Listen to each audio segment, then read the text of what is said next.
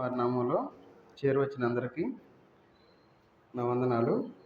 దేవుని యొక్క మహాకృపను బట్టి మనందరం దేవుణ్ణి మన నోటి ద్వారా మనం ఆరాధించగలిగాం. మన యొక్క స్తుతుల్ని మనం అర్పించగలిగాం. దేవుని యొక్క యేసుక్రీస్తు వారి యొక్క శరీరంలోనికి ఆయన యొక్క రక్తంలో మనం పాలుగుంపులు పొందబోయే ముందు మనం పరీక్షించుకొని మనం యోగ్యులంగా మనం దేవుని యొక్క శరీరంలోను రక్తంలోను మనం పాలుగుంపులు పొందడానికి ప్రయత్నం చేద్దాం. చూడండి, ఎఫెసీ రాసిన పత్రిక 6వ అధ్యాయము. ఎఫెసీలకు రాసిన పత్రిక 6వ అధ్యాయము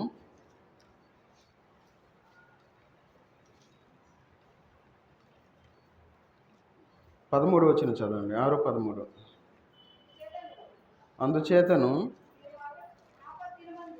ఆపద్దినమందు వారిని ఎదిరించుటకును సమస్తమును నెరవేర్చిన వారై నిలువబడుటకును శక్తిమంతులగునట్లు దేవుడిచ్చు సర్వాంగ కవచమును ధరించుకునుడి.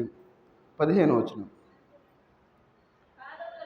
పాదములకు సమాధాన సువార్త వలన సిద్ధ మనస్సును జోడు తొడుగుకొని నిలవబడుడి. ప్రార్థన చేసుకుందాం. మహోన్నతుడైన దేవా, సర్వాధికారి అయిన దేవా, నీ వందనాలు తండ్రి. ఈ మధ్యాహ్న కాల సమయంలోనైనా మీ పాసందరూ చేరి మిమ్మల్ని ఆరాధించుకోవడానికి స్తుతించుకోవడానికి మీరు ఇచ్చిన సమయాన్ని బట్టి వందనాలు చెల్లించుకుంటూ ఉన్నా తండ్రి. చదవబడిన వాక్య భాగాన్ని మీరు దీవించి ఆశీర్వదించండి. మాకు కావాల్సిన ఆత్మీయ ఆహారం మాకు దయచేయండి. మీకు వాక్య వెలుగులో మమ్మల్ని మేము పరీక్షించుకొని యోగ్యులంగా మీ యొక్క బలలో పాలుపంపులు పొందులాగున మీకు ఆత్మ సహాయం మాకు అనుగ్రహించమని యేసుక్రీస్తు వారి నామంలో ప్రార్థించి అడిగి వేడుకుంటున్నాం తండ్రి. ఆమేన్. ఇక్కడ మనం చదువుకున్న వాక్య భాగాన్ని మనం పరిశీలించినట్లయితే ఇప్పుడు మనం 13వ వచనం చదువుకున్నాం, 15వ వచనం చదువుకున్నాం. ఈ 2 వచనాల్లో మనకి ఒక మాట ఒకటే కనపడతా ఉంది. ఏ మాట అది? ఏంటది? ఒక మాట మనకి ఒకటే కనపడుతుంది. 2 వచనాల్లో మనకి 2 సార్లు ఆ మాట చెప్తా ఉన్నారు. ఏమనంటే నిలవబడుడి అనే మాట మనకు కనబడతా ఉంది. అందుకే అంటున్నాడు 13వ వచనంలో, మీరు ఆపద్దినమందు వారిని ఎదిరించుటకును సమస్తమును నెరవేర్చిన వారై నిలవబడుటకు శక్తిమంతులగునట్లు. తర్వాత 15వ వచనంలో చూడండి, ఏమనంటే పాదములకు సమాధాన సువార్త వలన సిద్ధ మనసును జోడు తొడుక్కొని నిలవబడుడి. మన జీవితంలో చాలామంది నిలబడకుండా పడిపోయేవారుగా ఈ లోకంలో జీవిస్తూ ఉన్నాం. మనం ఆత్మీయమైన స్థితిలో మనం ఎట్లా ఉన్నామంటే నిలబడ్డాము అనుకుంటున్నాం, కానీ పడిపోయిన స్థితిలో మనం జీవించేవారుగా ఉన్నాం. ఆత్మీయమైన యుద్ధంలో మనం సోమరులుగా ఈ లోకంలో జీవిస్తూ ఉన్నాం. ఒక యుద్ధం జరిగేటప్పుడు మనం ఎట్లా ఉండాలంటే పడిపోయిన స్థితిలో మనం ఉండకూడదు. మనం నిలబడి పోరాడేవారుగా ఉండాలి. ఆ విషయాల గురించి అపోస్తలుడైన పౌలు గారు ఎఫెసీ రాసిన పత్రికలకు మనకు చెప్తా ఉన్నారు. అందుకే ఈ 2025వ సంవత్సరం మనకు తీర్మానం తీసుకోవాలి. ఏమనంటే అయ్యా నేను నిలబడతాను నీ సన్నిధిలో, పడిపోకుండా ఈ లోకంలో ఉండడానికి తగిన సహాయం దయచేయని చెప్పి మనం దేవుని సన్నిధిలో ఒక తీర్మానం తీసుకునేవారుగా ఉండాలి. ఎవరైతే పడిపోయేవారుగా ఉంటారో వారు దేవుని సన్నిధికి రాలేరు. పడిపోయిన స్థితిలో ఎవరైతే ఉంటారో వారు దేవుణ్ణి నమ్మలేని స్థితికి వాళ్ళు వెళ్ళిపోతారు. అందుకే ఇంగ్లీష్ బైబిల్ ఏముందంటే, ఇంగ్లీష్ బైబిల్లో రాక్ అని రాశారు. మనం ఎక్కడ నిలబడాలి? సహజంగా ఈ లోకంలో మనం అనుకున్నట్లయితే నిలబడాలి అని మనకి ఇక్కడ కనబడతా ఉంది. మనం ఎక్కడ నిలబడాలంటే చూడండి, నిర్గమాకాండం 33వ అధ్యాయము 21వ వచనం చదవండి. బైబిల్ ఉన్న ప్రతి ఒక్కరు తెరిచి చూడడానికి ప్రయత్నం చేయండి. ఇదిగో నా సమీపమున ఒక స్థలం ఉన్నది, నీవు ఆ బండ మీద నిలవవలెను. చాలు. ఇక్కడ మనం చదువుకుంటున్నాం ఒక వాక్యం. మోషే గారు ఏమనుకున్నారంటే దేవుణ్ణి చూడాలి అని చెప్పి ఆశపడ్డారు. ఎవరు? మోషే గారు. ఎందుకు ఆశపడ్డాడు? దేవుడు ఎప్పుడు మాట్లాడుతూ ఉంటున్నాడు. ఏమని? ఆయన స్వరంతో మాట్లాడుతూ ఉన్నాడు. అయితే మోషే గారికి ఒక ఆశ కలిగింది. అయ్యా నేను చూడాలి అనుకుంటా ఉన్నాడు. మరి దేవుణ్ణి చూడాలి అంటే మోషే భూమి మీద అక్కడ ఉండి డైరెక్ట్గా చూస్తే దేవుణ్ణి చూడలేడు. అందుకే దేవుడు ఏం చెప్తా ఉన్నాడంటే చూడండి, ఇదిగో నా సమీపమున ఒక స్థలం ఉన్నది, నీవు ఆ బండ మీద నిలవవలెను. అయ్యా నువ్వు బండ మీద నుంచో, నువ్వు బండ మీద నిలబడితే నన్ను చూస్తావని చెప్తా ఉన్నారు. ఈ బండ ఎవరు? దేవుడు చెప్తా ఉన్నాడు, బండ మీద నువ్వు నిలబడితే నన్ను చూడగలవని చెప్తా ఉన్నారు మోషే గారికి. అయితే ఈ బండ ఎవరంటే యేసుక్రీస్తు వారు అని మనం అర్థం చేసుకోవాలి. ఎందుకంటే అది ఒక సాధారణమైన బండ అయితే దేవుని యొక్క శక్తికి ఆ బండ పగిలిపోయే అవకాశం ఉంది. ఎందుకంటే దేవుడు అంత మహిమ స్వరూపం కలిగిన దేవుడిగా ఉన్నాడు. ఆ మహిమకి ఈ పర్వతం బద్దలైపోద్ది. దేవుణ్ణి చూడలేదు, ఎందుకంటే అంత శక్తి కలిగిన దేవుడు మన దేవుడు, అంత మహిమ కలిగిన దేవుడు. అయితే యేసుక్రీస్తు వారి మీద మోషే నిలబడ్డాడు కాబట్టి మోషే ఎలాంటి ఆపద సంభవించాలి. అందుకే అన్నాడు, దేవుడు చెప్తా ఉన్నాడు ఏమని, ఈ బండ మీద నీవు ఆ బండ మీద నిలవవలెను. మనం దేవుని బండ మీద అంటే యేసుక్రీస్తు వారి మీద మనం నిలబడేవారుగా ఉండాలి. ఈ బండ అనేది యేసుక్రీస్తు వారు అని మనం ఎట్లా చెప్పగలం? సహజంగా ఈ లోకంలో బండ అనగానే తెలుగులో ఏమని రాశారంటే ఆశ్రయ దుర్గము అని చెప్పి తెలుగులో ట్రాన్స్లేట్ చేశారు, శైలము అని చెప్పి తెలుగులో ట్రాన్స్లేట్ చేసి రాశారు. దాన్ని ఇంగ్లీష్లో మీరు ఇంగ్లీష్ బైబిల్లో చూస్తే రాక్ అని ఉంటుంది. అక్కడ ఆశ్రయ దుర్గము అనే దగ్గర రాక్ అని ఉంటుంది, శైలము అనే దగ్గర రాక్ అని రాసి ఉంటుంది ఇంగ్లీష్ బైబిల్లో.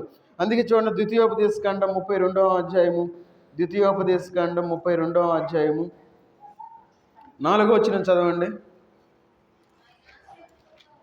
ఆయన ఆశ్రయ దుర్గముగా ఉన్నాడు.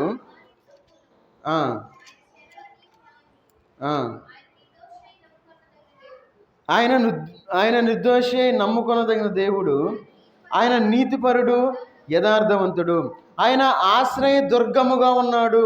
ఆయన రాక్ అంటే ఇంగ్లీష్ బైబిల్లో రాక్ అని ఉంది. అంటే మనం ఎక్కడ నిలబడాలి అంటే దేవుని మీద, అంటే యేసుక్రీస్తు వారి మీద మనం నిలబడేవారుగా ఉండాలి. అందుకన్నాడు ఆయన ఆశ్రయ దుర్గముగా ఉన్నాడు, ఆయన కార్యము సంపూర్ణము. సహజంగా ఈ లోకంలో మనం ఎన్నో అనుకుంటాం. ఈ లోకంలో ఏది సంవత్సరం ఆదిలో అనుకుంటాం, ఇక నుండి నేను అసలు మందిరమే మానేయను అనుకుంటాం. అనుకున్న తర్వాత వారమే మనం మానేస్తాం. ఎందుకంటే అలాంటి సందర్భాలు మన జీవితంలో వస్తాయి. అనుకోని సందర్భాలు మన జీవితంలోకి రావటం వల్ల మనం దేవుని సన్నిధి నుండి దూరంగా వెళ్ళిపోతూ ఉన్నాం. మనం అనుకోం అట్లా జరిగిద్దని, కానీ ఆ విధంగా జరుగుతూ ఉంది. అందుకే దేవుని యొక్క కార్యాలు సంపూర్ణము అని చెప్పి మనకి ఇక్కడ తెలియజేస్తూ ఉన్నాడు. ఆయన కార్యము సంపూర్ణము, ఆయన చర్యలన్నీ న్యాయములు. మన జీవితంలో మనం న్యాయం లేని వారుగా ఈ లోకంలో మనం జీవిస్తూ ఉన్నాం.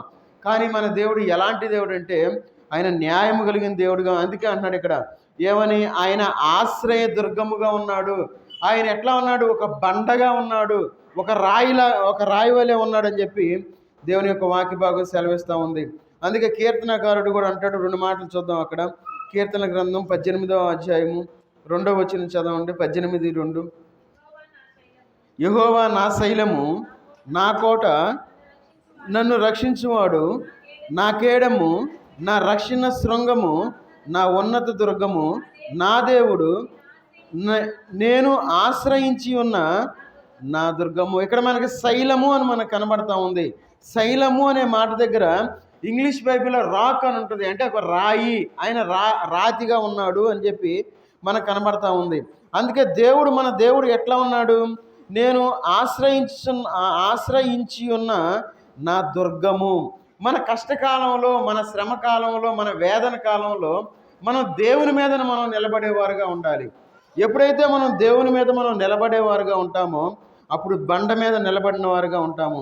అందుకే చూడండి 18వ అధ్యాయంలోని 31వ వచనం చదవండి. 18:31. యెహోవా తప్ప దేవుడేడి, మన దేవుడు తప్ప ఆశ్రయ దుర్గమేది? ఆశ్రయ దుర్గము అనేది అక్కడ కూడా రాక్ అని ఉంటుంది. చూడండి, ఇంగ్లీష్ బైబిల్లో ట్రాన్స్లేట్ వచ్చేసరికి కొన్ని పదాలు మారిపోతూ ఉంది. ఎందుకంటే మోషే గారు బండ మీద నిలబడినట్లు మనం చూస్తూ ఉన్నాం. ఎప్పుడైతే బండ మీద నిలవబడి ఉన్నాడో దేవుని యొక్క మహిమను చూసినట్లు మనం దేవుని యొక్క వాక్య భాగంలో మనం చూస్తూ ఉన్నాం. కాబట్టి ఈ లోకం అనేది ఎట్లా ఉందంటే దొంగ ఊబితో సమానంగా ఉంది. ఈ లోకంలో మనం ఎట్లా పడిపోతామో మనకు తెలియదు. మనం అనుకుంటాం నేనంతా బాగానే ఉన్నాను అనుకుంటాం, కానీ ఈ దొంగ ఊబి అయిన లోకంలో మనం మునిగిపోయేది కూడా మనకు తెలియని రీతిలో మనం ఏం చేస్తామంటే ఈ లోకంలో కూలపడేవారుగా ఉన్నాం, పడిపోయేవారుగా ఉంటాం. మనం పడిపోయిన విషయాన్ని కూడా మనం గుర్తించలేని స్థితిలో మనం జీవిస్తూ ఉంటాం. మనం అనుకుంటాం ఏమని, నిలబడ్డానే ఉన్నాను, నేను స్ట్రాంగ్గా ఉన్నాను, నేను బలంగా ఉన్నాను, నేను విశ్వాసంలో ఎదుగుతూ ఉన్నానని చెప్పి మనం అపోహలో జీవిస్తూ ఉంటాం. కానీ మనం పడిపోయిన స్థితిలో మనం ఉన్నాము అనేది గుర్తించలేని వారుగా ఈ లోకంలో మనం నిలబడతా ఉన్నాం. అందుకే ఈ లోకంలో మనం జీవించేటప్పుడు యేసుక్రీస్తు వారు అనే బండ మీద మనం నిలబడ్డామా లేదా మనం పరీక్ష చేసుకోవాలి. ఎందుకు మనం యేసుక్రీస్తు వారి యొక్క బండలో మనం నిలబడాలి అంటే మనం ఎట్లా ఉండాలి అంటే చూడండి, మొదటి రాజుల గ్రంథం 17వ అధ్యాయము, మొదటి రాజుల గ్రంథం 17వ అధ్యాయము 1వ వచనం చదవండి. సమ్మతియును ఆహాబు నద్దకు వచ్చి, ఇశ్రాయేలు దేవుడైన యెహోవా జీవము తోడు, నా మాట ప్రకారము కాక ఈ సంవత్సరములో మంచైనను వర్షమైనను పడదని ప్రకటించెను. ఇక్కడ మనకి ఏలియా గారు మనకు కనబడతా ఉన్నారు. ఈ ఏలియా గారు ఎక్కడున్నారు? చూడండి, అక్కడ ఇశ్రాయేలీయుల దేవుడైన యెహోవా సన్నిధిని నేను నిలవబడి ఉన్నాను. ఏలియా గారు చెప్తా ఉన్నారు ఏమని? నేను దేవుని సన్నిధిలో నిలవబడి ఉన్నానని చెప్తా ఉన్నాడు. మరి మనం అలాంటి స్టేట్మెంట్ మనం ఇవ్వగలమా? నేను దేవుని సన్నిధిలో నిలవబడి ఉన్నాను, ఇది జరగకుండా ఉండాలి, లేదంటే ఇది జరగాలి అని మనం చెప్పగలమా? మనకంత డేర్ ఉందా? మనకంత విశ్వాసం ఉందా? మనం ఎన్నో సంవత్సరాల నుండి విశ్వాసులుగా ఈ లోకంలో జీవిస్తూ ఉన్నాం. ఏదైనా చిన్న సమస్య వస్తే మనం దేవుని సన్నిధికి రాలేం, చిన్న బాధ వస్తే మనం దేవుని సన్నిధిలో గడపలేం. కానీ ఇక్కడ ఏలియా గారు ఏం చేస్తూ ఉన్నారు? దేవుని యొక్క సన్నిధిలో నిలవబడి ఒక ఛాలెంజ్ చేస్తూ ఉన్నాడు. ఏమని? మంచైనా, తర్వాత చూడండి అక్కడ, ఈ సంవత్సరంలో మంచైనను వర్షమైనను పడదని ప్రకటించెను. ప్రకటించిన రీతిగా దేవుడు చేసి ఉన్నాడు. అయితే మనం ఈ లోకంలో ఏం చేస్తామంటే, మనం లోకంలో ఉండి మనం ఏం చేస్తాం? ఎన్నో మాటలు మనం చెప్తూ ఉంటాం, ఎన్నో ప్రార్థనలు మనం చేస్తూ ఉంటాం.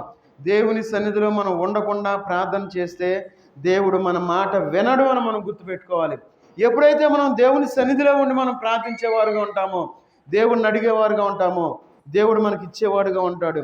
అదే ఆ విషయం తెలియ చాలామంది ఏం చేస్తారు? అందుకంటే చూడండి, మత్తయి సువార్త ఎవరైతే దేవునిలో నిలబడి ఉంటారో వారి జీవితాలు ఏ విధంగా ఉంటాయి అనే విషయాన్ని గురించి మత్తయి సువార్త 7వ అధ్యాయము 24, 25 వచనాలు చదవండి.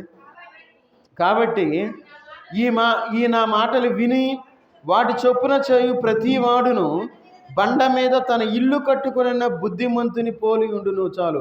చూడండి, ఈ లోకంలో మనం ఎక్కడ కట్టుకోవాలి మన ఇంటిని? ఈ లోకంలో మనం ఏం చేస్తాం? సహజంగా మనం ఇల్లు కట్టాలంటే మనకు చాలా డబ్బు కావాలి.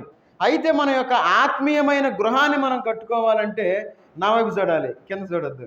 ఆత్మీయమైన గృహాన్ని మనం కట్టుకోవాలంటే మనకి పైసా ఖర్చు కాదు, మన యొక్క ఆత్మీయమైన జీవితం ఖర్చు చేయాలి. మరి ఎంతవరకు మనం దేవుని యొక్క సన్నిధిలో ఆత్మీయంగా మన యొక్క జీవితాన్ని ఖర్చు చేసేవారుగా ఉన్నాం? అందుకంటున్నాడు ఇక్కడ ఏమని? ఈ నా మాటలు విని వాటి చొప్పున చేయి ప్రతివాడు. ఆయన మాటలు మనం వింటానే ఉంటాం, ప్రతి ఆదివారం మనం వింటాం, ప్రతి సంఘ గుడికిలో మనం వింటాం. కానీ వాటి చొప్పున మనం చేసేవారుగా ఉన్నామా? ఎన్నో రకాలుగా మనం వింటాం. ఏది మనం టీవీ ద్వారా వింటాం, యూట్యూబ్ ద్వారా వింటాం, రకరకాలుగా దేవుని యొక్క వాక్యాన్ని వినేవారుగా ఉంటాం. కానీ దేవుని యొక్క వాక్యం చొప్పున ఈ లోకంలో మనం జీవించిన వారుగా ఉంటాం. అందుకే అంటున్నాడు ఇక్కడ, వాటి చొప్పున చేయి ప్రతివాడు బండ మీద తన ఇల్లు కట్టుకునిన బుద్ధిమంతుని పోలి ఉండును. ఈ లోకంలో మనం జీవించేటప్పుడు బుద్ధిమంతులంగా ఈ లోకంలో మనం జీవించాలి. ఈ లోకంలో మనం బుద్ధి లేని వారుగా మనం జీవించకూడదు.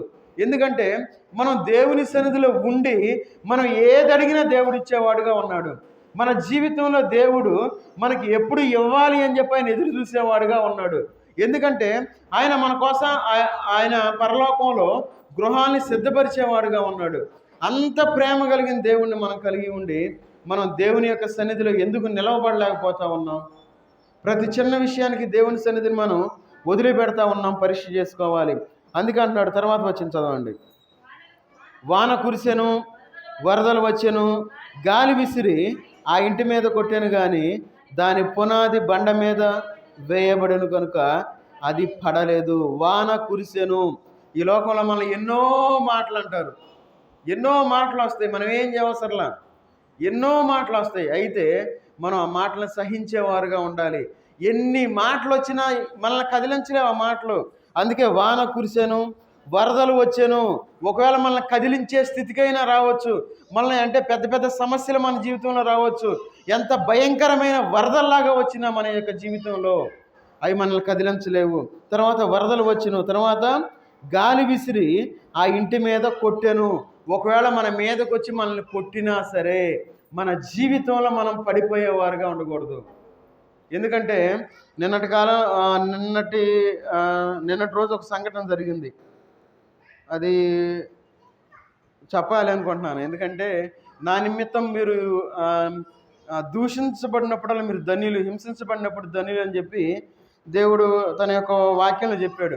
నిన్న వాక్యం చెప్పుకున్నాం కదా. నిన్న మనం ఎలాంటి దుప్పట్ల గురించి చెప్పలా, దేని గురించి చెప్పలా. ఒకళ్ళు రియాక్ట్ అయ్యారు. ఆ ఒకళ్ళు ఎవరో మీకు తెలుసు. మధ్యలో మైకి పెట్టి నానా చేసి సాయంత్రం ఏం జరిగిందంటే వరలక్ష్మి ఫోన్ చేసి అడిగింది. ఇది చెప్పొచ్చు. ఎందుకంటే ఆత్మీయంగా మనం ఒక మాదిరిగా ఉండడానికి ఆ మాట అంతే, అంతకుమించి ఏమీ లేదు, ఏదో గొప్ప అని కాదు. అయితే మాటల సందర్భంలో ముండా అని మాట వాడేసాడు. అన్నాడు, ఆ మాట అన్నాడు. ఒకవేళ మనం సిగ్గు లేకుండా ఒకవేళ ఆ మాట అన్నాడు, మళ్ళీ మనం ఆయన దగ్గరికి వెళ్ళేమో అనుకోండి, నేను ఆయన ఎన్నిసార్లు పిలిచినా వెళ్తానే ఉన్నా, పెద్దోళ్ళు అని చెప్పి గౌరవం ఇస్తున్నా, నాకు ఎలాంటి రోషం రాలా. కానీ ఆ మాట అన్నాడు. అయితే ఆయన ఏదో అన్నాడని చెప్పి జెసికా ఆయన్ని తల పగలగొడదామని బయలుదేరింది. పరిగెత్తుకుంటూ స్కూటీ వేసుకొని పరిగెత్తుకుంటూ వచ్చేసింది. ఇక అమ్మని నేను ఏం చేసిన ఇస్రాయేల్కి ఫోన్ చేసి, ఇస్రాయేల్ది ఆ పిల్ల రోషపడుతుంది, నువ్వు అమ్మని వెళ్ళిపోయని చెప్పి ఇస్రాయేల్కి ఫోన్ చేసి చెప్పా. తర్వాత రాజు వెనకాల పరిగెత్తుకొచ్చాడు, నేను చిన్నవాడు ఇద్దరం వచ్చాం. ఎందుకు ఆవేశం. తర్వాత ఉదయం అంటుంది, ఏంది రాత్రి ఏంది అడ్డ చేసి ఏందని చెప్పి ఉదయం అని నవ్వుతా ఉంది. అంటే ఏం పగలగొట్ల, ఆయన లేడు. చూడండి, మన జీవితంలో మనం రోషపడతాం. ఎందుకంటే మనం మనుషులం. ఒకవేళ నిజంగా ఆ రోషంలో వచ్చి తలకాయ పగలగొట్టింది అనుకుందాం, మీరు కోపపడుడి కానీ పాపం చేయొద్దని ఉంది. ఆయన ఎప్పుడు పిలిచినా, మొన్న ఏదో దుప్పట్లు పిలిచినప్పుడు కూడా నేను వెళ్ళా, ప్రార్థన చేసి 10 మందికి నా చేతుల మీద కానీ ఇచ్చా, తప్పు కాదు. ఆయన అసలు ఏమనకుండానే మాట వచ్చింది, ఏమనలా. నేను అసలు నిన్న సందర్భంలో ఉపవాసం ఎట్లా చేయాలి, మనం దేవుని సన్నిధిలో మనం ప్రార్థన చేయాలి, దేవుని సన్నిధిలో ఉండి మనం ఆ విధంగా చేయాలి అని చెప్పి ఆ మాటలో మనం చెప్పుకుందాం. అందుకైతే మన యూట్యూబ్లో కూడా అది అప్లోడ్ చేయబడి ఉంది, యూట్యూబ్లో కూడా ఉంది, అది మనం అప్లోడ్ చేశా. మరి ఏమీ లేకుండానే చూడండి ఎంత మాట వచ్చిందో. మన జీవితంలో మనకు తెలియకుండానే అట్లా వస్తాయి. ఎందుకంటే నాకు అనిపించింది ఏమనిపించిందంటే దేవుని యొక్క వాక్యం పనిచేస్తుంది అనిపించింది నాకైతే. ఉదాహరణ, మనకు జ్వరం వచ్చినప్పుడు మనం ఏం చేస్తాం, ట్యాబ్లెట్ వేస్తాం. ట్యాబ్లెట్ వేసినప్పుడు వాంతి అయినా అవ్వాలి, అదైనా పని చేయాలి. ఎందుకంటే ట్యాబ్లెట్ వేసుకున్నాం కాబట్టి. దేవుని యొక్క వాక్యం అనేది మన జీవితంలో పనిచేయాలి. నాకు చాలా సంతోషం అనిపించింది, వాక్యం పనిచేస్తుందిలే అనుకున్నాను. ఎందుకంటే ఆ మాట చెప్పింది మన జీవితంలో మనకు తెలియకుండా అనేకమైన మాటలు అంటారు. ఒకవేళ అంతకైతే వచ్చి కొట్టినా మనం సైలెంట్గా ఉండాలి. ఎందుకంటే అపోస్తలులందరూ ఏం చేశారంటే వాళ్ళు దేవుని యొక్క వాక్యాన్ని బోధించారు. ఏమనంటే, అయ్యా మీరు చేసే తప్పు, మీరు ఎట్లా చేయాలని చెప్పి బోధించడం వల్ల ఏం చేశారు, అపోస్తలులందరినీ చంపేశారు, అసలు హతసాక్షులు అయిపోయారు. మనం దేవుని యొక్క సన్నిధిలో ఆ విధంగా అవ్వడానికి మనం సిద్ధపడి ఉండాలి. అంతేగాని ఎవరేదో అన్నారని చెప్పి మనం డేలా పడిపోయి అమ్మో ఎందుకు అంటున్నారు అని చెప్పి మనం ఎప్పుడూ కూడా వెనకడుగు వేసేవారుగా ఉండకూడదు. వాక్యంలోనే మనం ప్రకటించేవారుగా ఉండాలి. ఎప్పుడైనా వాక్యం కాకుండా ఏమైనా బయట విషయాలు ఎప్పుడైనా మనం విన్నామా, కొంచెం లోతుగానే తీసుకెళ్తా, దాన్ని అలవాటు చేస్తాను. ఎందుకంటే అందరిలాగా ఏదో 2 మాటలు చెప్పి ఆమె ఎప్పుడూ కూడా నేను మన జీవితంలో వాక్యాన్ని ఎక్కువగా మనం తీసుకోవాలి. అప్పుడు ఆ ఎక్కువ తీసుకున్నప్పుడు 1-2 వాక్యాలైనా మన జీవితంలో ఉంటాయి. అట్లా 2 వాక్యాలే చెప్పామనుకోండి, లేదా 4 వాక్యాలే చెప్పామనుకోండి, ఆ 4 వాక్యాల్లో ఒకటి కూడా మనకి గుర్తుండదు. కాబట్టి మన యొక్క ఆత్మీయ జీవితంలో మనం నిలబడాలి అంటే మనం దేవుని యొక్క వాక్యానుసారంగా ఉండాలి. అందుకే ఇక్కడ అంటా ఉన్నాడు, వాన కురిసెను, వరదలు వచ్చెను, గాలి విసిరి ఆ ఇంటి మీద కొట్టెను, కానీ దాని పునాది బండ మీద వేయబడిన కనుక అది పడలేదు. మనం పడిపోకూడదు. ఈ లోకంలో ఎన్ని రకాలుగా దూషించినా, ద్వేషించినా, వేధించినా, శ్రమ పెట్టినా మనం పడిపోయేవారుగా ఈ లోకంలో మనం జీవించకూడదు. మనం ఏ స్థితిలో ఉన్నా మనం చాలా జాగ్రత్తగా ఉండాలి. మనం ప్రాణం పోయే వరకు మనం దేవుని సన్నిధిలో ఉండాలి అని చెప్పి మనం ఆశపడాలి. ఈ మధ్యకాలంలో యూట్యూబ్లో మన ఈ డమ్ము కొడతా పాటలు రాజన్న ఏదో పేరు ఒక అతను ఉన్నారు, ఆయన చెప్తా ఉన్నాడు. ఆయన ఒక మాట చెప్పాడు, నాకు చాలా సంతోషం అనిపించింది ఆ మాట. ఏ మాట చెప్తా ఉన్నాడంటే, వాళ్ళ పిల్లల్ని తన యొక్క ఆయన భార్యని పిలిపించి కూర్చోబెట్టి, ఒకవేళ నేను ఆదివారం చనిపోతే మీరు నా దగ్గర కూర్చొని ఏడవద్దు, ఆ తలుపు వేసి తాళం వేసుకొని మీరు ప్రార్థనకి వెళ్ళి వచ్చి అప్పుడు నన్ను పడేయండి. ఒకవేళ నేను చనిపోవటం వల్ల ఆ రోజు మీరు ఆదివారం మానేస్తారేమో అట్లా మీరు మాత్రం మానేయొద్దు అని చెప్పి నేను చెప్పానని చెప్పి ఆయన చెబుతా ఉన్నాడు. ఆ మాట విన్నప్పుడు నాకు చాలా సంతోషం అనిపించింది. మన ఆత్మీయ జీవితంలో మన ఆత్మీయులు మనం పోగొట్టుకున్నప్పుడు సహజంగా మనం ఏమనిపించింది మనకి? దేవుడు ఎంతో మనకు బాధ అనిపించింది. అందుకే ఆ బాధలో కూడా మనం నిలబడేవారుగా ఉండాలి. అందుకే ఈ లోకంలో మనం జీవించేటప్పుడు యేసుక్రీస్తు వారు అనే బండ మీద మనం నిలబడాలి. అప్పుడు మనం పడిపోకుండా ఉంటాం. ఎవరైతే పడిపోతారో వారు దేవుని సన్నిధికి రారు. ఎవరైతే ఈ లోక భూమిలో కూరుకుపోతూ ఉంటారో వారు దేవుని సన్నిధికి రావడానికి ఇష్టపడరు. వారు ఆరాధన చేయలేరు, వారు విజ్ఞాపన ప్రార్థన చేయలేరు, వారు దేవుని యొక్క కార్యాల్లో వాళ్ళు పాలిభాగస్తులు కాలేరు. కాబట్టి ఈ ఉదయకాల సమయంలో, మధ్యాహ్నకాల సమయంలో మనందరం పరిశీలన చేసుకుందాం. నా ఆత్మీయమైన జీవితం ఏ విధంగా ఉంది? నేను నిలబడ్డానా, పడిపోయానా, కూరుకుపోయానా అని మనం పరిశీలన చేసుకునేవారుగా ఉండాలి. అందుకే చూడండి, 2వ రాజుల గ్రంథంలో ఏలియాను చూసి ఎలీషా గారు మాట్లాడుతూ ఉన్నారు. 2వ రాజుల గ్రంథం 3వ అధ్యాయము 14 వచనం చదవండి. 3:14. ఎలీషా ఎట్లనెను, సైన్యములకు అధిపతికి యెహోవా సన్నిధిని నేను నిలుచున్నాను, ఆయన జీవము తోడు యోధారాజైన చాలు. ఎందుకంటే కొన్ని లేటెస్ట్ బైబిల్ అట్లా ఉంది, నా దగ్గర ఆ బైబిల్ ఉంది కాబట్టి అట్లా చదివాను. సరే, సైన్యములకు అధిపతికి యెహోవా సన్నిధిని నేను నిలుచున్నాను. చూడండి, ఎలీషా గారు కూడా అదే మాట అంటున్నారు. ఎందుకంటే ఏలియా గారు అదే మాట అన్నారు, ఎలీషా గారు కూడా అదే మాట అంటా ఉన్నారు. మరి మనం ఎందుకు అనలేకపోతా ఉన్నాం? ఈ లోకంలో మనం జీవిస్తూ ఉన్నాం. ఏలియా జీవితంలో చూశాడు, ఎలీషా చూశాడు, ఏలియా గారు అనేకమైన అద్భుత కార్యాలు చూశారు. అయితే ఏ విధంగా చూశాడో అని గమనించాడు కాబట్టి ఎలీషా గారు కూడా నేను దేవుని సన్నిధిలో నిలబడ్డాను అని చెప్పి చెప్తా ఉన్నాడు. అందుకన్నాడు, యెహోవా సన్నిధిని నేను నిలుచుచున్నాను. మరి మనం నిలబడ్డామా? ఈ లోకంలో ఎక్కడ నిలబడుతున్నాం మనం? మన ఆత్మీయమైన జీవితం ఎక్కడ ఉంది? మన ఆత్మీయమైన పోరాటం ఏ విధంగా మనం చేస్తూ ఉన్నాం అని మనం పరిశీలన చేసుకోవాలి. ఎందుకన్నాడు, ఆయన జీవము తోడు అని చెప్పి మాట్లాడుతూ ఉన్నాడు. మన జీవితంలో మనం దేవుని సన్నిధిలో నిలవబడేవారుగా ఉండాలి. దేవుని సన్నిధిలో మనం నిలబడ్డామా లేదా మనం పరీక్ష చేసుకోవాలి. ఎట్లా నిలవబడాలి? నా ఇష్టం వచ్చినట్లు నేను నిలబడతానంటే వీల్లేదు. సహజంగా ఈ లోకంలో నా ఇష్టం అంటాం. ఏదైనా చేయాలనుకోండి, చేసామనుకోండి, ఎవరన్నా వచ్చి అడిగితే అంటాం, ఏమంటాం? నా ఇష్టం, నా డబ్బులు నా ఇష్టం అంటాం ఒకే మాటలో. ఒకవేళ మనకు డబ్బు ఉంది, ఒకవేళ చేస్తూ ఉన్నాం, నా ఇష్టం అంటాం. అయితే దేవుని సన్నిధిలో మనం ఎట్లా నిలవబడాలని మనం ఆలోచన చేసినట్లయితే చూడండి, ఏస్కేల్ గ్రంథం 2వ అధ్యాయము, ఏస్కేల్ గ్రంథం 2వ అధ్యాయము 1వ వచనం చదవండి. నరపుత్రుడా, నీవు చక్కగా నిలవబడుము, నేను నీతో మాట్లాడేదను. దేవుడు మనతో మాట్లాడాలి అంటే ఈ లోకంలో మనం ఎట్లా నిలబడాలి? చక్కగా నిలవబడాలి. చక్కగా నిలవబడాలి అంటే దేవుని యొక్క వాక్యం మనం చదివేటప్పుడు మనం ప్రశ్నించుకోవాలి. అట్లా ఇక్కడ మనం చదివాం ఒక వాక్యం ఏమని, నరపుత్రుడా నీవు చక్కగా నిలవబడుము. చక్కగా నిలబడాలంటే ఎట్లా నిలబడాలి ఈ లోకంలో మనం ప్రశ్నించుకోవాలి. ప్రశ్నించుకొని దానికి సమాధానాన్ని మనం వెతికేవారుగా ఉండాలి. అట్లా కాకుండా ఇది ఎవరికో చెబుతున్నారులే, ఇది నాకు కాదు అని మనం వాక్యాన్ని పక్కన పెట్టేవారుగా ఉండకూడదు. ఈ లోకంలో అలాంటి వర్గం కొంతమంది బయలుదేరారు. ఏమంటారంటే వాళ్ళు పైకి చదువుతారు, కిందకి చదువుతారు. ఇది నాకు కాదు చెప్పింది, వాళ్ళు ఎవరికో చెప్పారు కదా, నాకు అవసరం లేదంటారు. మన ఆత్మీయమైన జీవితంలో దేవుడు మాట్లాడుతూ ఉన్నాడు. ఎవరితో? నరపుత్రుడా, ఒక మనిషితో మాట్లాడుతూ ఉన్నాడు.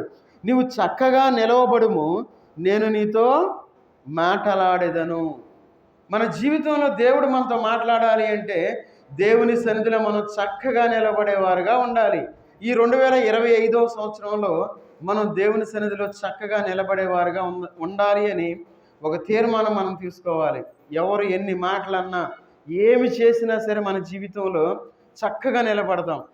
ఎందుకంటే మన ఆత్మీయ జీవితంలో చిన్న చిన్న వాటికి మనం ప్రయారిటీ ఇచ్చి మన యొక్క ఆత్మీయ జీవితాన్ని ఖర్చు పెట్టేవారుగా ఉండకూడదు. మనం డబ్బు కోసమో బంగారం కోసం మనం పరిగెత్తకూడదు. ఈ లోకంలో మన యొక్క ఆత్మీయ జీవితాన్ని మనం నిలబెట్టుకునేవారుగా ఉండాలి. మనం ఎప్పుడైతే చక్కగా నిలబడతామో దేవుడు మనతో మాట్లాడతాను అని చెప్పి దేవుని యొక్క వాక్య భాగం మనకి కనబడతా ఉంది. ఈ లోకంలో అపవాది ఏం చేస్తాడంటే అనేకమైన కష్టాలు తీసుకొస్తాడు, అనేకమైన నష్టాలు తీసుకొస్తాడు, ఆర్థికమైన సమస్యలు తీసుకొస్తాడు. ఎందుకంటే ఈ లోకంలో అపవాది పని అదే. ఈ అపవాది నుండి మనం ఏం చేయాలి? నిలబడితే మనం పోరాడగలుగుతాం. మనం నిలబడకుండా మనం పడిపోయిన స్థితిలో మనం ఉన్నాం అనుకోండి, మనం ఎట్లా ఈ లోకంలో జీవించాలి? ఏ విధంగా ఈ లోకంలో మనం జీవించగలుగుతాం? అందుకే ఈ లోకంలో అపవాది యొక్క క్రియలను మనం గుర్తించేవారుగా ఉండాలి. ఒకవేళ అపవాది నన్ను పడేస్తా ఉందేమో అని మనం చూసుకొని నిలబడి ఈ లోకంలో మనం ఏం చేయాలి? దాంతో పోరాడేవారుగా ఉండాలి. అందుకే చూడండి, లోకా సువార్త 13వ అధ్యాయంలో మనకి ఒకళ్ళు కనపడతా ఉంటారు. లోకా సువార్త 13వ అధ్యాయము 13వ వచనం చదవండి. 13. చేతులుంచగానే ఆమె చక్కగా నిలవబడి దేవుని మహిమపరిచెను. ఆమె ఎన్ని సంవత్సరాల నుండి? 18 సంవత్సరాల నుండి ఏ స్థితిలో ఉంది? వంగిపోయిన స్థితిలో ఉంది, నిలబడలేని స్థితిలో ఉంది. అయితే దేవుడు యేసుక్రీస్తు వారు ఏం చేశారు? ఆమె మీద చేతులుంచారు. ఎప్పుడైతే యేసుక్రీస్తు వారు చేతులుంచారో అప్పుడు ఆమె చక్కగా నిలవబడి దేవుణ్ణి మహింపరిచినట్లు మనం చూస్తూ ఉన్నాం. అందుకే మన జీవితంలో, మన కుటుంబాల్లో దేవుని చెయ్యి మన మీద ఉండాలి. మన మీద దేవుని చెయ్యి ఉండాలి, మన కుటుంబం మీద దేవుని చెయ్యి ఉండాలి, మన బిడ్డల మీద దేవుని చెయ్యి ఉండాలి. అప్పుడు మన యొక్క జీవితంలో, ఆత్మీయమైన జీవితంలో మనం చక్కగా నిలవబడతామని చెప్పి దేవుని యొక్క వాక్యం సెలవిస్తూ ఉంది. అందుకే అన్నాడు, ఆ యేసు ఆమెను ఏమన్నాడు? ఆమె మీద చేతులుంచగానే ఆమె చక్కగా నిలవబడి దేవుని మహిమపరచెను. ఈ లోకంలో నిలబడుతున్నాం కానీ మనం దేవుణ్ణి మహిమపరచలేకపోతూ ఉన్నాం. దేవుణ్ణి మహిమపరచాలి అంటే మనం మారు మనసు పొంది బాప్తీసం తీసుకోవాలి. బాప్తీసం తీసుకోవాలని చెప్పి మనం ముందుకు వచ్చాం, కానీ ఎందుకో ఇంకా ముందుకు రాలేకపోతా ఉన్నాం. చాలా జాగ్రత్తగా పరిశీలన చేసుకోవాలి, పరీక్ష చేసుకోవాలి. ఇంకా ఎవరైనా మారు మనసు పొందకపోతే, అయ్యా నాకు ఈ క్షణమే నాకు బాప్తీసం కావాలి అని చెప్పి ముందుకు వచ్చేలాగా ఉండాలి. అట్లా కాకుండా అడిగినప్పుడు మనం ఇప్పుడే ఇస్తారులే, సంవత్సరానికి ఒక్కసారి బాప్తీసం అని ఎప్పుడూ కూడా అనుకోవద్దు. అలాంటి బాప్తీసాలు మన దగ్గర లేవు. అపోస్తలుడైన పౌలు ఏ విధంగా అయితే బాప్తీసం ఇచ్చి రక్షించాడో ఆ విధంగా మన యొక్క మందిరం ఆ విధంగా ఉండాలి, మాదిరికరమైన మందిరంగా మన మందిరం ఉండాలి అని చెప్పి మనం ఈ లోకంలో ఆ విధంగా మనం ముందుకు వెళ్దాం. అందుకే చూడండి, ఇక్కడ దేవుని యొక్క చెయ్యి ఉంచినప్పుడు లెగిసి చక్కగా నిలవబడతా ఉంది. 16వ వచనం చదవండి. 13, 16. ఇదిగో 18 ఏండ్ల నుండి సాతాను బంధించిన అబ్రహాము కుమార్తె అయిన ఈమెను విశ్రాంతి దినమందు ఈ కట్ల నుండి విడిపింప తగదా అని అతనితో చెప్పాను. చూడండి, సహజంగా నడుము వంగిపోయింది. 18 సంవత్సరాల నుండి ఆ విధంగా ఉంది. మనం కాదు, ఎవరైనా సరే ఏమనుకుంటాం? పాపం ఆమెకు అనారోగ్యం నడుము వంగిపోయింది కదా, ఇక అంతే అనుకుంటాం. కానీ ఎందుకు వంగిపోయింది? అపవాది కట్ల చేత బంధించబడింది. ఆ మాట చాలా స్పష్టంగా చెప్తా ఉన్నారు. ఏమని? ఆమె 18 సంవత్సరాల నుండి అపవాది సాతాను బంధించిన అనే విషయం మనకు అక్కడ కనబడతా ఉంది. మన జీవితంలో ఒకవేళ ఒక వ్యాధి ఉందనుకోండి, ఒకవేళ అది అపవాది వలన వచ్చిందేమో మనకైతే తెలియదు. ఆ వ్యాధి నుండి మనం విముక్తి పొందాలంటే మనం దేవుని సన్నిధికి ఖచ్చితంగా రావాల్సిందే. దేవుని సన్నిధిలో మనం ఎప్పుడైతే గడిపేవారుగా ఉంటామో అప్పుడు మనం ఖచ్చితంగా మన జీవితంలో దేవుని యొక్క కార్యాలు మనం చూడగలం. కాబట్టి మనం జీవించేటప్పుడు మనం ఖచ్చితంగా నిలబడేవారుగా ఉండాలి. ఈ లోకంలో మనం నిలబడి దేవునిలో మనం పోరాడేవారుగా ఉండాలి. నేను మాట్లాడే వాళ్ళని అడుగుతా, మాట్లాడిచ్చే వాళ్ళని కూడా అడుగుతా ఏందని. కాబట్టి జాగ్రత్తగా ఉండాలి. సరే, మన జీవితంలో ఎప్పుడైతే దేవునిలో నిలబడేవారుగా ఉంటామో దేవుని యొక్క చెయ్యి మన మీద ఉంటుంది అని చెప్పి దేవుని యొక్క వాక్య భాగం మనకి తెలియజేస్తూ ఉంది. మరి దేవుని యొక్క చెయ్యి ఉండాలంటే దేవుని సన్నిధిలో ఉండాలి. చూడండి, అన్ని కండిషన్సే. ఎక్కడ కూడా దేవుడు ఊరినే చేతి పెడతాను మీరు నిలబడతారు అంటలా, మీరు మహింపరచండి అంటలా. అన్ని కండిషన్. మన జీవితంలో ఎప్పుడైతే చక్కగా నిలబడతామో దేవుని యొక్క కార్యాలు మనం చూడాలి. మరి ఎట్లా నిలబడాలి? ఈ లోకపక్షంగా మనం నిలబడాలా, దేవుని పక్షంగా మనం నిలబడాలా? సహజంగా మనం ఏం చేస్తామంటే లోకపక్షంగానే నిలబడతాం. ఆదివారం మనం ఆరాధనకు రావాలి. ఆరాధన కంటే ముఖ్యమైనది ఏదీ లేదు ప్రపంచంలో. కానీ మనం లోకపక్షంగానే నిలబడి దేవుని మనం పక్కన పెట్టేవారుగా ఉంటాం. అందుకే చూడండి, దానియేలు గ్రంథంలో ఒక మాట మనకు కనబడతా ఉంది. దానియేలు గ్రంథంలో మికాయేలు దేవుని యొక్క పక్షంలో నిలబడినట్లు మనం చూస్తూ ఉన్నాం. చూడండి, దానియేలు గ్రంథం 10వ అధ్యాయము 21వ వచనం చదవండి. 10:21. అయితే సత్యగ్రంథమందు వ్రాసినది నీతో చెప్పేదను, మీ అధిపతియగు మికాయేలు కాక ఈ సంగతులను గూర్చి నా పక్షముగా నిలువ తెగించిన వాడొకడును లేడని చెప్పాను. మికాయేలు ఒక్కడే నిలబడ్డాడు. ఎవరి పక్షాన? దేవుని పక్షాన. ఎవ్వరూ నిలవబడలేదు. అయితే ఈ మధ్యాహ్న కాల సమయంలో దేవుడు మనల్ని ప్రశ్నిస్తూ ఉన్నాడు ఈ యొక్క వాక్యం ద్వారా. మరి మనం దేవుని పక్షాన నిలవబడేవారుగా ఉన్నామా? లోకపక్షాన నిలబడేవారుగా ఉన్నామా? ఒకవేళ మనం లోకపక్షాన నిలబడేవారుగా ఉంటే అపవాదికి మనం అవకాశం ఇచ్చిన వాళ్ళం అవుతాం. అపవాది ఏం చేసిద్దంటే బలంగా ఒక రాయి తీసుకొని మనల్ని కొట్టిద్ది. కొట్టినట్టు కూడా మనకు తెలియదు. దెబ్బ తగిలిద్ది, రక్తం వచ్చిద్ది, మనం పడిపోయే స్థితికి మనం వెళ్ళిపోతాం. అప్పుడు మనం ఏమనుకుంటామంటే దేవుడు నన్ను శోధిస్తున్నాడేమో అనుకుంటాం. దేవుడు మనల్ని ఎప్పుడూ శోధించేవాడు కాదు.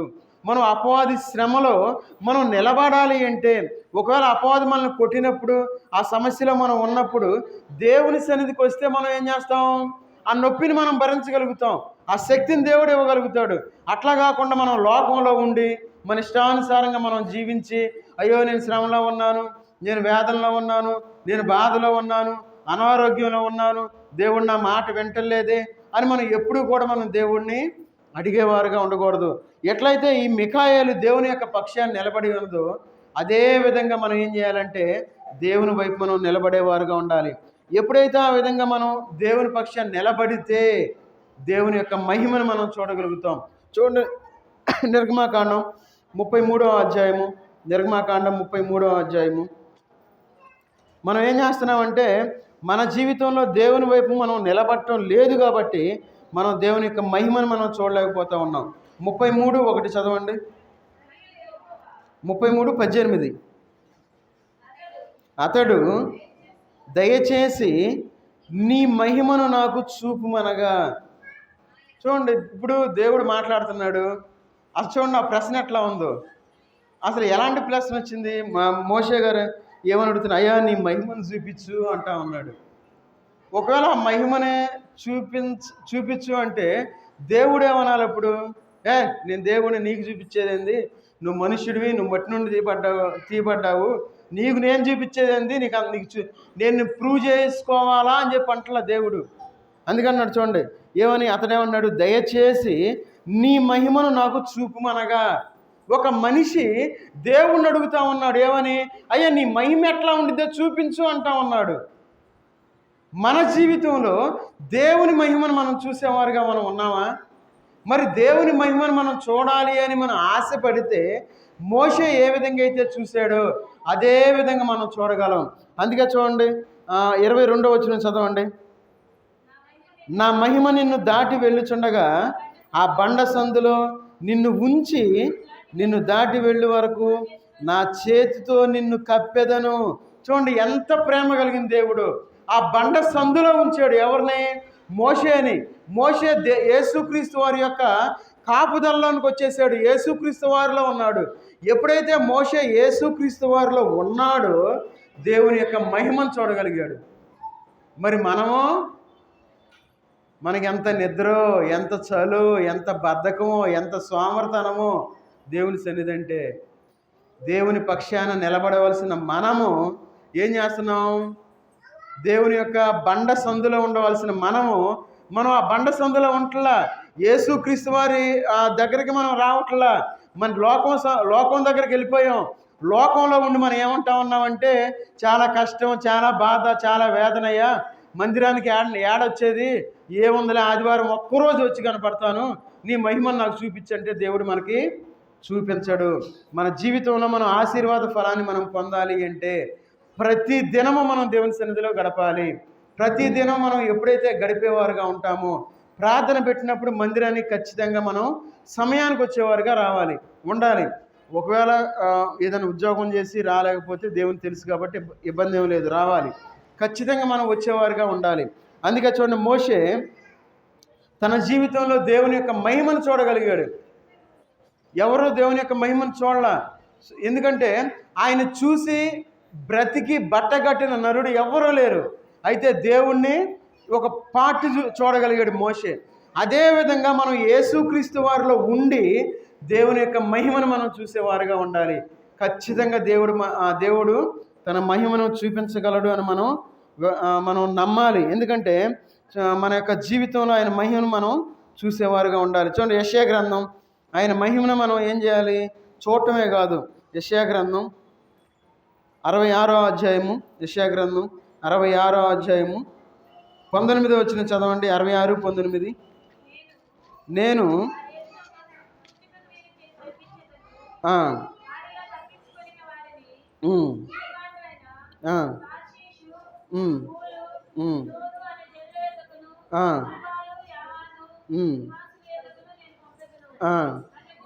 నన్ను గూర్చిన సమాచారం వినినట్టు, నా మహిమను చూడనట్టు దూరద్వీపవాసుల యొద్దకు వారిని పంపెదను.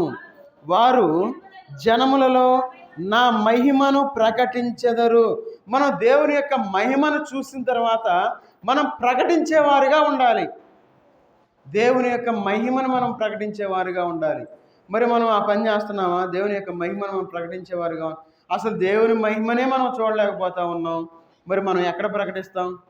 ప్రకటించేవారుగా ఉండాలి. ప్రకటించేవారుగా ఉంటే దేవుని యొక్క మహిమను మనం చూడగలుగుతాం. మన దేవుడు ఎంతో గొప్ప దేవుడు. ఆయన మనల్ని ప్రేమించే దేవుడు. ఎందుకంటే ఆయన సేవకుడు జోలికి వస్తే ఆ కనుపాపను ముట్టిన వానితో సమానం అని చెప్పి దేవుడు సెలవిస్తా ఉన్నాడు. అంటే కనుపాపను ఎవరన్నా ముడితే మనం ఊరుకుంటామా? అస్సలు ఊరుకోం. ఎందుకు ఊరుకోం? ఎవరన్నా వస్తూ ఉంటే కళ్ళలో పొడిస్తే నువ్వు పొడుగు అంటావా? పొడుగు అనం. అంత కోపం వచ్చేస్తుంది దేవునికి. మరి మనం ఎందుకు కోపగించుకోవాలి? ఈ లోకంలో జీవించేటప్పుడు మనం చాలా దేన మనసు కలిగి ఈ లోకంలో మనం జీవించేవారుగా ఉండాలి. ఆయన మహిమను మనం ప్రకటించేవారుగా ఉండాలి. ఎప్పుడైతే ఆయన మహిమను మనం ప్రకటించేవారుగా ఉంటామో, ఆయన మహిమను ప్రకటించుట అంటే మనం దేవుణ్ణి ఆరాధించుట అని అర్థం, కృతజ్ఞతాస్తుతులు చెల్లించుట అని అర్థం. మరి దేవుని సన్నిధిలో మనం కృతజ్ఞతాస్తుతులు చెల్లిస్తూ ఉన్నామా? లేదు, మనం మర్చిపోయాం. ఆ పాతకాలంలో ఎట్లా చేసేవాళ్ళు అంటే చూడండి, మొదటి దినవృత్తాంతుల గ్రంథం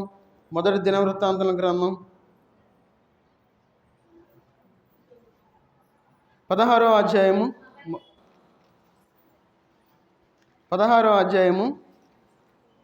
29వ వచనం చదవండి. 16:29. యెహోవా నామమునకు తగిన మహిమను ఆయనకు చెల్లించుడి, నైవేద్యములు చేతపుచ్చుకొని ఆయన సన్నిధికి చేరుడి, ప్రతిష్ఠితములకు ఆభరణములు ధరించుకొని ఆయన ఎదుట సాగిలపడుడి. మనం దేవుని సన్నిధికి వచ్చేటప్పుడు ఎట్లా రావాలి? అప్పట్లో ఆ విధంగా చేశారు. ఎట్లా చేశారు వాళ్ళు? యెహోవా నామమునకు తగిన మహిమను ఆయనకు చెల్లించుడి, ఆయన్ని ఆరాధించేవారుగా ఉండేవాళ్ళు. ఎట్లా ఆరాధించేవాళ్ళు? వచ్చే దేవుడు నాకు పలానా కార్యం చేశాడు, నీకు వందనాలని చెప్పి దేవునికి చెప్పేవాళ్ళుగా ఉండారు. అయితే నైవేద్యములు చేత పుచ్చుకొని దేవుని సన్నిధికి ఖాళీగా వచ్చేవాళ్ళు కాదు. అప్పుడు ఒకవేళ మనకంటే ఉన్నతమైన స్థితి కలిగిన వాళ్ళకి వెళ్తున్నాం అనుకోండి, ఏం చేస్తాం? ఒక స్వీట్ బాక్స్ తీసుకొని వెళ్తాం, అవునా కాదా? ఒకవేళ మన చుట్టాల ఇంటికి వెళ్తున్నాం అనుకోండి, ఇవాళ ఏదో మన స్తోమతను కొద్ది తీసుకుని వెళ్తాం. అయితే పాత నిబంధన గ్రంథంలో దేవుని సన్నిధికి వచ్చేటప్పుడు నైవేద్యాన్ని తీసుకుని వచ్చేవాళ్ళు. దేవుడు వాళ్ళకి చేసిన అద్భుత కార్యాలను బట్టి ఈ వారం అంతా నన్ను కాపాడేవు, నీకు వందనాలని చెప్పి ప్రతిరోజు నైవేద్యం అర్పించేవాళ్ళు. వాళ్ళు వారం కాదు, ప్రతిరోజు దేవుని సన్నిధిలో దేవునికి నైవేద్యాన్ని అర్పించేవారుగా ఉండారు. అందుకే ఇక్కడ చూడండి, నైవేద్యములు చేత పుచ్చుకొని ఆయన సన్నిధిని చేరుడి. చూడండి ఎట్లాంటి భక్తి కలిగిన వారుగా ఉన్నారు. మరి మన భక్తి ఎట్లా ఉంది? కొద్ది సమయం మనం దేవునికి ఇవ్వడానికి ఎంత అల్లాడిపోతూ ఉన్నాము. మరి మన జీవితంలో ఎట్లా దేవుడు ఆశీర్వదిస్తాడు? దేవుని సన్నిధిలో వాళ్ళు అంత భక్తిగా ఉన్నారు, అంత ఖచ్చితంగా ఉన్నారు వాళ్ళు. అలాంటి ఖచ్చితత్వమైన ఆత్మీయమైన జీవితాన్ని జీవించారు కాబట్టి దేవుడు ఆశీర్వదించాడు. మరి మన జీవితంలో మనం ఎట్లా ఉన్నాం? పరిశీలన చేసుకోవాలి, పరీక్ష చేసుకోవాలి. మనం దేవుని సన్నిధికి వచ్చేటప్పుడు మనం నిలబడేవారు, దేవుని కోసం నిలబడాలి. అయ్యా నీ సన్నిధిలో నిలబడతాను, నిన్ను ఆరాధించేవాడిగా ఉంటానని చెప్పి ఒక తీర్మానం తీసుకొని మనం ఈ 2025 సంవత్సరంలో మన ఆత్మీయ జీవితాన్ని కొనసాగిద్దాం. ఒకవేళ చల్లారిపోయిందేమో మన యొక్క ఆత్మీయ స్థితి చల్లారిపోతూ ఉందేమో, ఏ స్థితిలో ఉందో మనం పరిశీలన చేసుకొని మనం ముందుకు సాగిపోదాం. అప్పుడు దేవుని యొక్క మహిమను మనం చూడగలుగుతూ ఉన్నాం. అందుకే ఎప్పుడైతే ఆయన మహిమపరిచేవారుగా ఉంటామో, ఆయన కృతజ్ఞతాస్తుతులు చెల్లించేవారుగా ఉంటామో, ఆయన సన్నిధిలో మనం నిలబడేవారుగా ఉంటామో, అప్పుడు దేవుడు ఏం చేస్తాడు? దేవుని యొక్క వాక్య భాగంలో చూద్దాం.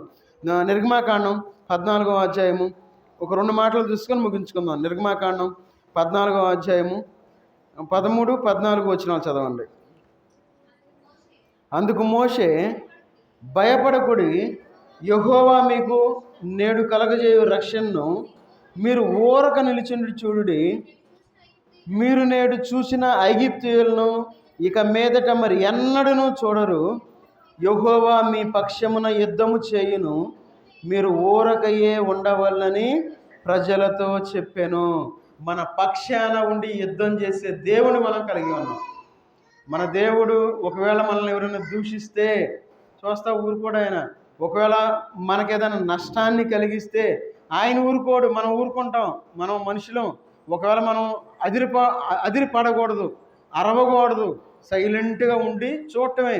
అందుకంటా ఉన్నాడు ఇక్కడ ఏమని, మీరు ఊరక నిలుచుండి చూడుడి. ఆయన యెహోవా మీ పక్షమున యుద్ధము చేయును. ఆయన మన పక్షాన్ని యుద్ధం చేసేవాడుగా ఉన్నాడు, మన తల ఎత్తేవాడుగా ఉన్నాడు ఆయన. మరి అలాంటప్పుడు మనం ఎందుకు రోషపడాలి? ఈ లోకంలో ఎప్పుడు కూడా చిన్న చిన్న విషయాలకు మనం తల దించేవారుగా ఉండకూడదు. గమనించాలి, పరిశీలన చేసుకోవాలి. చిన్న విషయాలకు మనం తల దించేవారుగా ఉంటే పెద్ద విషయాలు మనం కోల్పోతాం.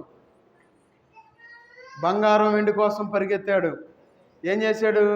కుష్టివ్యాధిని కొని తెచ్చుకున్నాడు. మరి మనం దేనికోసం పరిగెత్తా ఉన్నాం? మన ఆత్మీయమైన స్థితి ఎట్లా ఉంది? స్థిరులుగా ఉండాలి, ఈ లోకంలో కదలని వారుగా ఉండాలి.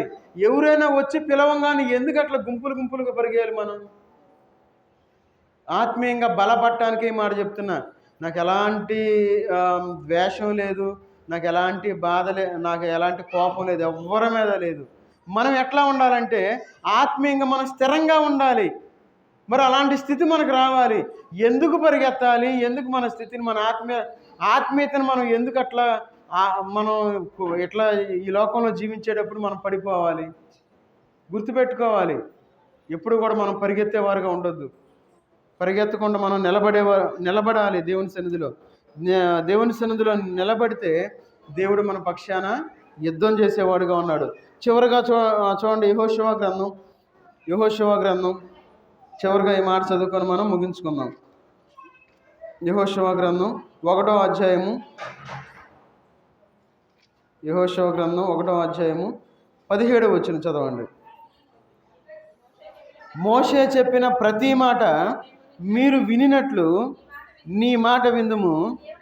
నీ దేవుడైన యెహోవా మోషేకు తోడయుండునట్లు నీకును తోడయుండునుగాక. మనం నిలబడితే దేవుడు మనల్ని గెలిపిస్తాడు. మోషేకి ఏ విధంగా అయితే నిలబడి దేవుడు గెలిపించాడో అదే విధంగా మనకు కూడా దేవుడు నిలబడి గెలిపిస్తానని చెప్పి దేవుని యొక్క వాక్యం ద్వారా మనకు సెలవిస్తూ ఉన్నాడు.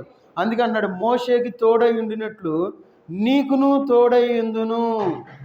మన జీవితంలో దేవుడు మనతో నిలబడి ఆయన మనల్ని నడిపించి ఈ యొక్క యుద్ధంలో దేవుడు మనల్ని విజయాన్ని ఇవ్వాలి అని చెప్పి ఆయన ఆశపడతా ఉన్నాడు. కాబట్టి మనం నిలబడాలి, పడిపోవద్దు.